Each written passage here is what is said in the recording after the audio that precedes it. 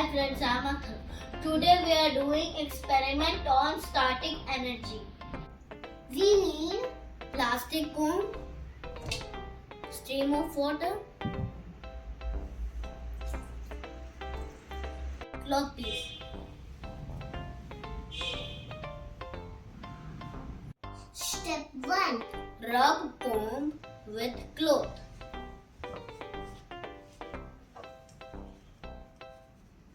Step 2. Put it in front of stream of water.